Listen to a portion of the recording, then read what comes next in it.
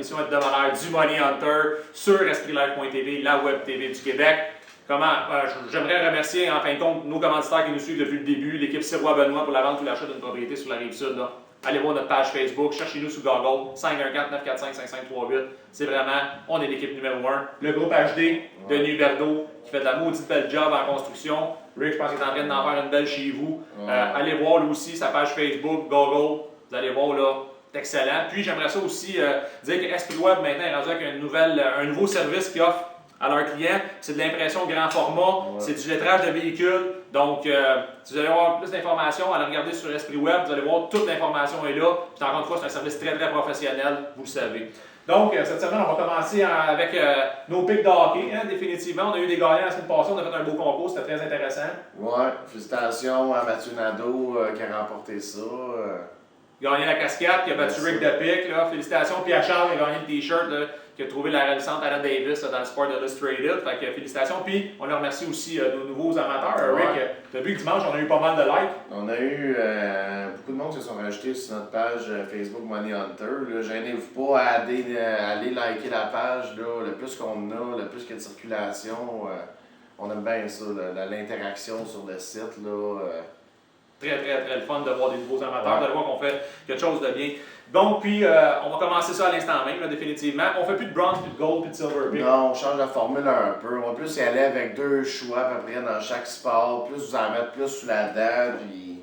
Tout les événements sportifs de la semaine, fait que c'est du MMA, du soccer, n'importe quoi. On va essayer de parler de tout parce que vous allez voir qu'on est vraiment versatile. Puis on pense que tout le monde aime ça, tous les sports, pour tout le monde qui aime les mains. Donc, moi personnellement, cette semaine, mon premier show au hockey, je vais y aller avec les Sharks de San Jose. Qui vont recevoir les Prédateurs de Nashville. 1,70 au jeu. Au HP Pavilion, les Sharks, la semaine passée, m'ont fait gagner. J'ai rien d'autre à dire. C'est une équipe qui est en montagne russe quand même, mais à la maison, c'est une bonne équipe. C'est des homers. Les Prédateurs de Nashville, c'est sûr et certain que là, cette semaine, ça a été un peu mieux. Ils ont gagné une game, ils en ont perdu une. Mais personnellement, les Sharks à 1,70, c'est mon choix. Pas un mauvais choix, mais moi je toucherais pas à celle-là. Moi je veux plus y aller avec une équipe un peu plus de bonheur, là, en 3 heures, là, un affrontement entre les Jets et les Capitals. Moi je vais y aller avec les Jets de Winnipeg. Présentement, ils sont sur une lancée, 3 victoires consécutives. Ils ont eu des grosses victoires contre des grosses équipes. Ils réussissent à tirer leur épingle du jeu, là, même s'ils n'ont pas un gros line-up.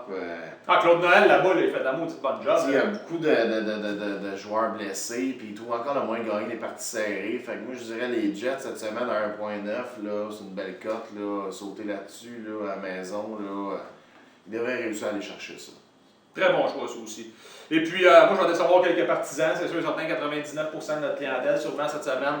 Je vais y aller avec les Penguins de Pittsburgh qui vont visiter le Canadien de Montréal. Pourquoi je vais prendre les Penguins de Pittsburgh? Marc-André Fleury, quand il joue au Centre Bell, il est quand même très très bon devant ses partisans. Il se donne tout le temps un petit peu plus. Sidney Crosby, Chris Kunitz, ça va très bien par les temps qui courent. C'est une des bonnes lignes de la Ligue nationale, malgré l'absence de Malkin. Puis, je trouve que le Canadien joue très très bien. Il joue du bon hockey là, ces temps-ci. Carey Price est en feu. Mais à 2-2, j'ai une cote de 2 pour Montréal, une cote de 2 pour Pittsburgh. Là-dessus, je pense que je vais laisser mon cœur de côté. Je vais y aller avec la tête. Je pense que pour l'instant, même malgré le fait que les Penguins ont perdu une grosse jeudi là, contre les Hurricanes, mais les Hurricanes, c'est ça. C'est une équipe qui va bien. Puis après ça aussi, ça peut descendre. 4-1. Mais là, je pense que au Centre Bell, d'habitude, Penguins de Pittsburgh contre le Canadien de Montréal, ça donne tout le temps des bonnes équipes, des bons matchs. Ça va vraiment une guerre de tranchée. Là-dessus, je vais y aller avec les Penguins de Pittsburgh. Moi, tu vois, je suis pas d'accord avec toi là-dessus. Je trouve que les Canadiens, là, ils ont montré beaucoup de caractère de la game là, contre Toronto. Puis, je trouve que l'esprit d'équipe est là cette année. Pingouins, ça va coup-ci, coup-ça. Ils ont beaucoup de points. Mais tu sais, ils perdent des matchs qu'ils ne devraient pas perdre. Non, ça c'est sûr. Puis là, Gino Malkin est blessé, on ne sait pas pour combien de temps. Fait que ça leur fait vraiment mal. Là, tu viens de perdre ta deuxième ligne pratiquement. Là. Il te reste une ligne. Là. Fait que moi, je dirais là, qu'honnêtement, le Canadien, côté profondeur, là, il risque d'aller chercher la game juste à cause de ça. C'est quand même les deux meilleures équipes dans l'Est. Ouais. Les Canadiens sont premiers. Ouais. Puis c'est une grosse fin de semaine pour le Canadien, on va se le dire. Là. Il joue contre Ottawa, contre Pittsburgh. Puis après ça, il part à la route.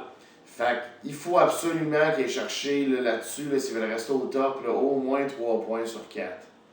Fait que selon moi, ils vont gagner ça, puis ils vont peut-être aller échapper un point contre Ottawa encore, parce que c'est un peu leur bête noire. Ottawa, là, c'est tout le temps des games serrés. Ah ouais, définitivement, on l'a vu cette semaine. Là. Fait que moi, à 2 fois la cote, là, moi, je dirais avec Montréal. C'est sûr que la cote est la même des deux balles, il n'y a pas d'avantage côté cote, mais moi, je dirais aller avec Montréal à la maison. Le Canadien ont une très très belle fiche cette année à la maison. Là, ils jouent bien dans leurs partisans, fait que Montréal all the way. Voici les choix de hockey du Money Hunter puis Break the Pick. Segment basketball avec le Money Hunter puis Break the Pick. Donc cette semaine, encore une fois, samedi, 4 beaux matchs pour la NBA. La semaine passée, on a été 2 en 2. Je vous le dis tout de suite, là. Quand vous connaissez votre sport, là, le basket, c'est beaucoup plus facile là, à parier. Surtout du money line. Surtout du money line. Là, vous perdez peut-être, vous avez moins de chances de perdre vos sous, là, définitivement. C'est pour ça qu'on vous en parle. Regardez, il y a des sports qui sont il y a des impondérables comme le hockey, il y a des X Factors, des fois des équipes plus poches peuvent gagner contre des équipes super hot en ce moment. Mais le basket, là, c'est un sport là, vraiment plus facile. C'est beaucoup d'homers, j'ai remarqué. En basket, là, beaucoup de victoires à maison. C'est un peu comme le football. Il y a beaucoup plus de victoires. Le crowd il est là, le vibe il est là, c'est sûr, certain. Puis il faut dire aussi que les joueurs sont très très proches des partisans. Aussi, tu le sens le vibe d'un partisan là, qui veut te monter. Le sixième joueur là, vraiment au basket, là, il est très très important. Là. Puis ça, on le voit, le six-man. Donc, on va y aller avec nos choix. Moi, cette semaine, mon premier choix, c'est les Nets de Brooklyn. C'est l'équipe de Jay-Z s'en va affronter les Bulls de Chicago à la maison au United Center.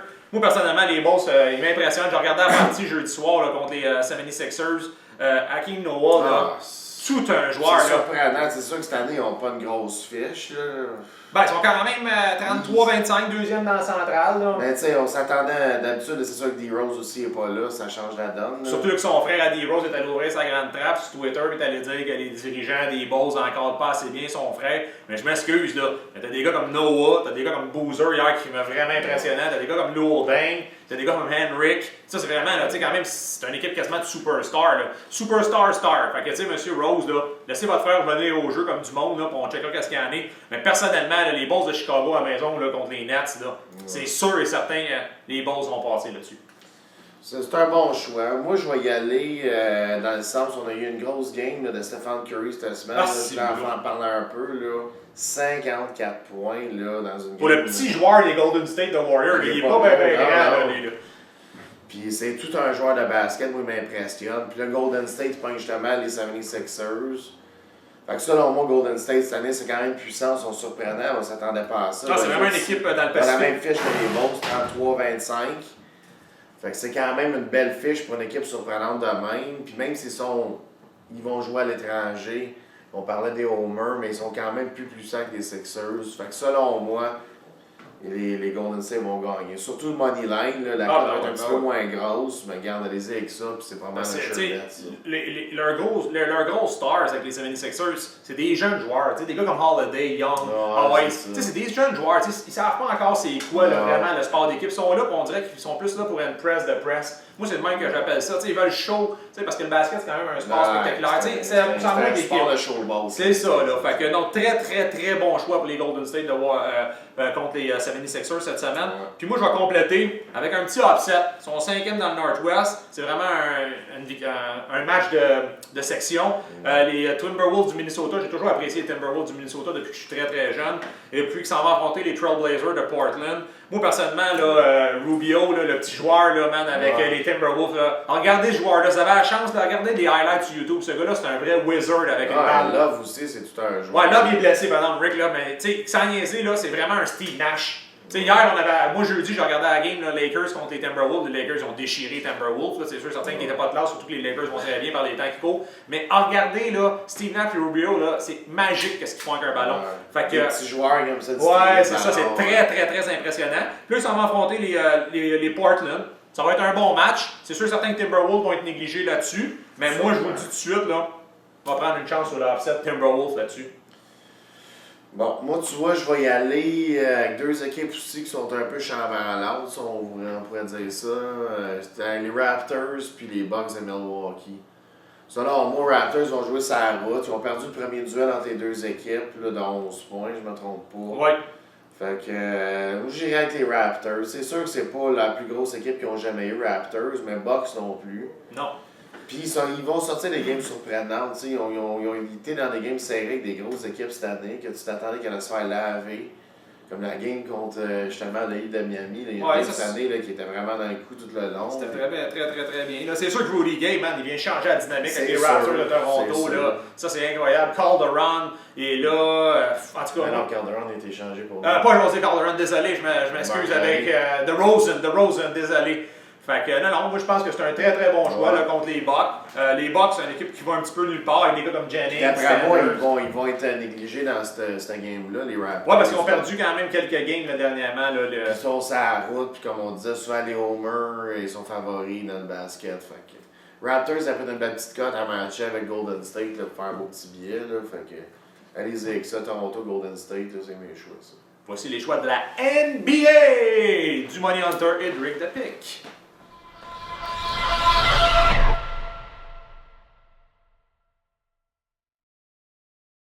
Section, sport confondu, millimélo, on parle de tout en fin de compte cette dernière section-là. Donc, il y a quand même eu des événements cette semaine sur Twitter, sur Facebook, aux nouvelles qu'on voulait vous rappeler et qu'on voulait parler un petit peu. Premièrement, il y a la coupe, la World Cup Classic Baseball qui commence le 2 mars. Pour les amateurs de balle, là, en fin de compte, ça c'est le fun. Parce que ça nous met un peu dans le jus de la balle. Là. Puis t'as plein de joueurs vedettes, là, tu sais, comme des Cubains, des Dominicains, des Canadiens, des Américains, même des Coréens et des Japonais. Là, tu commences à en avoir de plus en plus là, des joueurs asiatiques qui s'imposent là, dans le baseball. Ah ben ouais, ben là, ça a toujours été, là, tant qu'à moi, là, personnellement. Mais plus dans les dernières années. Ah ben ouais. Cas, c'est quoi, l'année passée, c'est Chinese Taipei qui a gagné. Là, ouais, tu sais, ben, les gens sont forts, très très très forts. Chinese Taipei sont à prendre au sérieux, là. Personnellement, eux autres, là, je pense qu'on a un Bouddha en arrière qui est su partout là, parce que c'est très très très puissant ça comme équipe. Mais ça commence le 2. Mais moi, tu sais, qu'est-ce qu'on aime, nous autres, moi, on est des maniaques de balles, là, soit dit en passant, vous allez en entendre tout l'été avec nous autres. Puis ça nous met un peu dans le bain. Puis les gars se dérincent un peu, puis tout ça, là, tu sais, c'est une belle.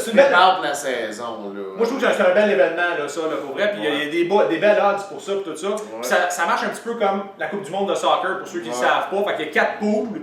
Donc, au début, là, c'est sûr et certain qu'il y en a plus en Asie, il y en a en Amérique du Sud, puis il y en a en Amérique du Nord. Puis après ça, bon, ben, plus que le temps va avancer, plus qu'ils vont s'affronter. Mais il y a quand même, là, il y a le round robin qui appelle au début, là, ils s'affrontent dans le même pool. Il y a quand même 16 équipes, là, tu sais. Non, c'est ça, c'est un beau tournoi. Les Canadiens sont très, très bien représentés avec des gars comme Justin Morneau, Axford. Donc, Russell Martin, comment l'oublier. Donc, je vous dis tout de suite, ça, à partir de la semaine prochaine, c'est sûr et certain qu'on va vous dire des bêtes là-dessus. Là, pour l'instant, on n'a rien vu, fait qu'on ne veut pas trop vous en dire là-dessus, mais il fallait qu'on vous en parle. Fait que, on se voit la semaine prochaine pour ça. Puis, il y a 2 gros événements là, dans le monde du combat aussi qu'on a entendu parler. Là. Le combat Pascal contre Buté. Est-ce que ça va avoir lieu, ça? Yvon Michel, là? Selon moi, oui, parce qu'il n'en aura pas parlé comme ça. Là. C'est supposé avoir lieu le 25, sauf que le problème, c'est que Jean-Pascal était supposé se battre le 25 contre Chad Dawson. Ouais. Fait que là, supposément que ce combat-là serait remis pour que le combat buté Pascal prenne place. Là.